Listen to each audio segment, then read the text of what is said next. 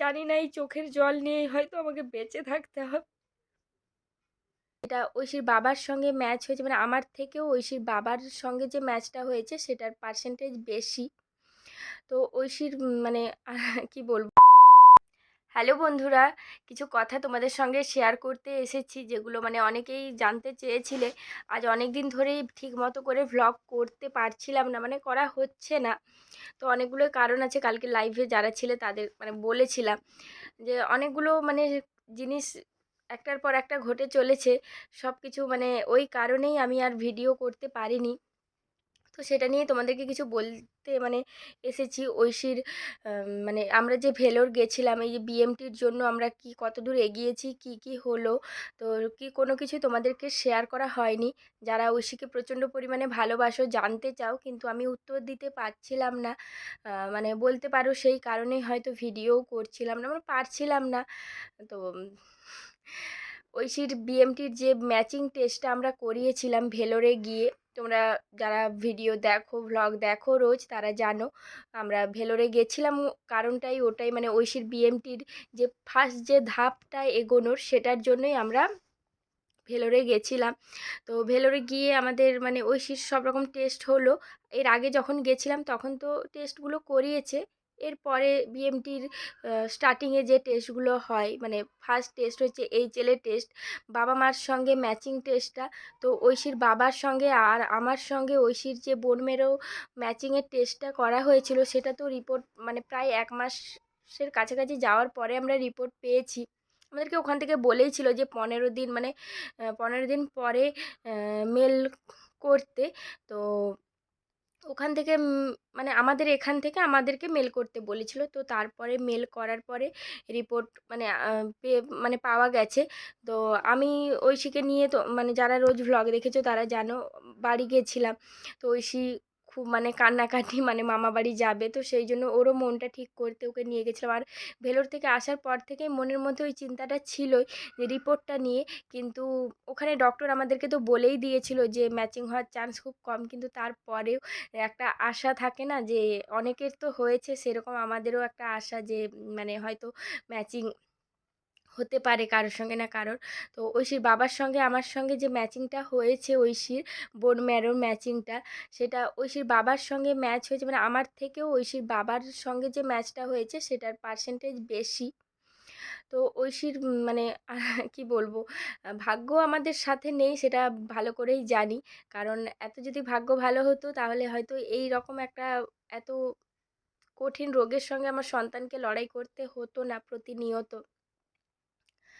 তো আমার সঙ্গে 50% ম্যাচ হয়েছে, আর ঐশীর বাবার সঙ্গে 60% ম্যাচ হয়েছে।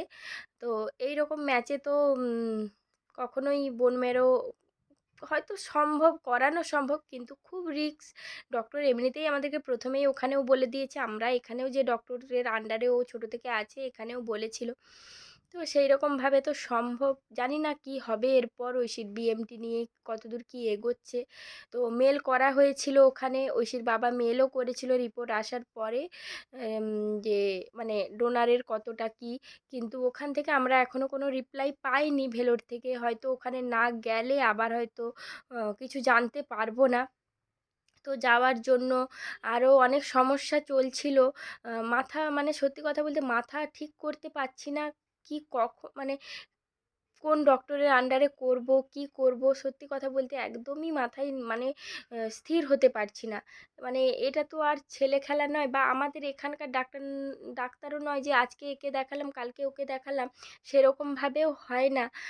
আগে তো জানতাম না, কিন্তু অনেক রকম প্ল্যান করে রেখেছিলাম, কিন্তু সবেই জল পড়ে গেছে এরকম একটা মানে উম, এইভাবে হচ্ছে না। মানে ওখানে অনেক প্রসেসিংয়ের পরে ডক্টরও চেঞ্জ করা যাবে, সব কিছু মানে কি বলো তো, সব ডাক্তারই ভালো। এবারে তোমার যদি ভাগ্য ভালো থাকে, তোমার কপালে লেখা থাকে তোমার সন্তান সুস্থ হবে, অবশ্যই হবে সেটাই। তো সেই রকমভাবেই যে মনে একটা স্থির মা, তো মানে মেনে নিতে পারছি না, মানে কি করব সেটাই বুঝে উঠতে পারছি না।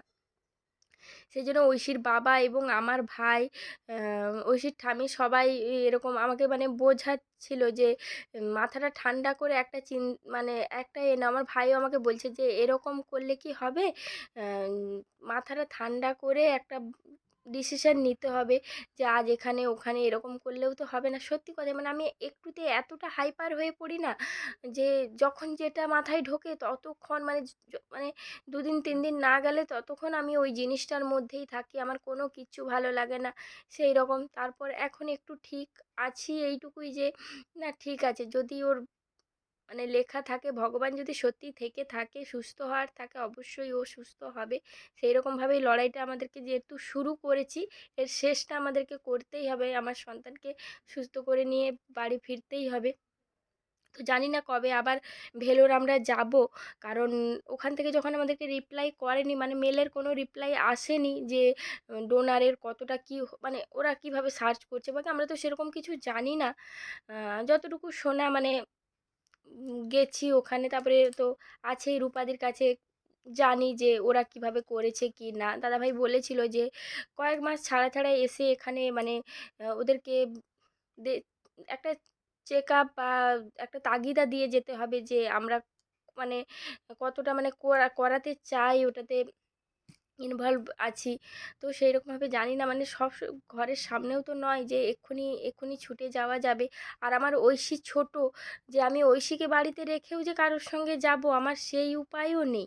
কারণ ঐশী মানে আছে সবার সঙ্গে ঠিক আছে, কিন্তু ১টা ঘন্টা ওর মাকে ছাড়া ও থাকতে পারে না। সেটা তোমরা মানে যারা ওকে দেখছো জানো যে ও কতটা মানে আমার সঙ্গে, অনেক বাচ্চা থাকে তবু থেকে যায়।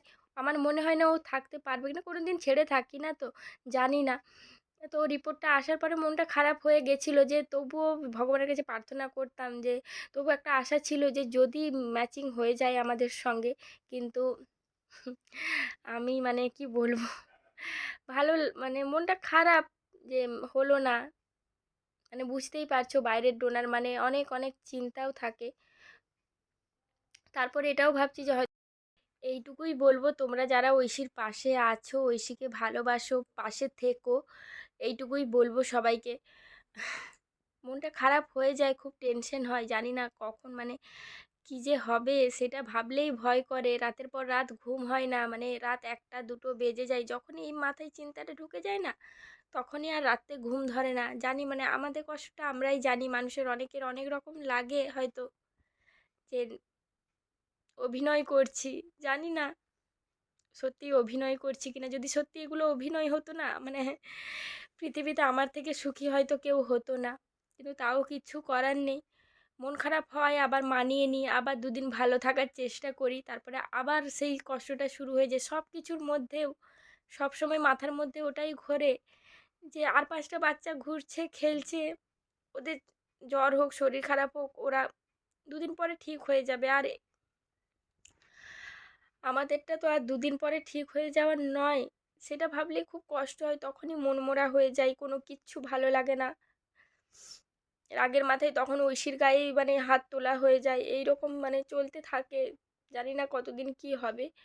তো সেটাই ভগবানের কাছে প্রার্থনা করছি, তোমরাও একটু ঠাকুরের কাছে প্রে করো আমার ঐশীর জন্য, যেন ওর ম্যাচিং ডোনার যতটা তাড়াতাড়ি সম্ভব ওরা মানে খুঁজে পায়, আমাদেরকে যেন ইনফর্ম করে। এটার আশাতেই আমরা মানে এখন আমাদের প্রত্যেকটা দিন যায় এরকমভাবেই।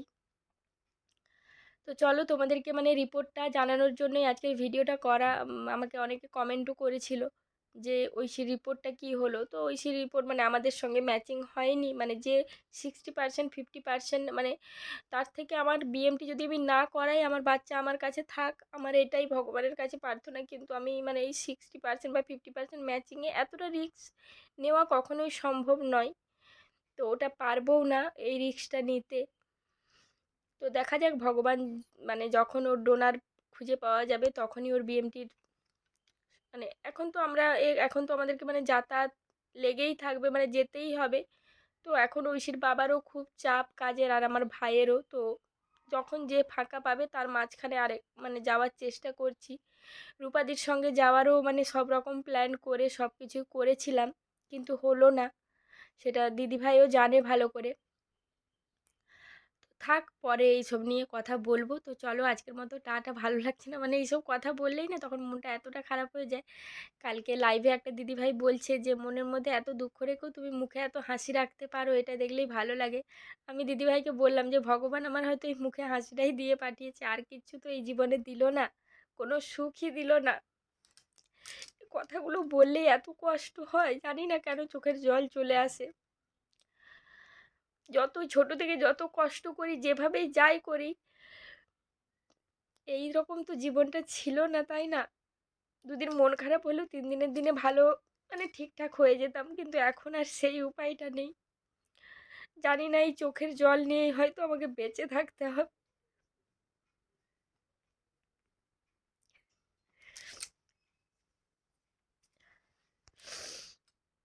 চলো আজকের মতো টাটা। শুধু শুধু তোমাদেরও মনটা খারাপ করব না। চলো আজকের মতো টাটা।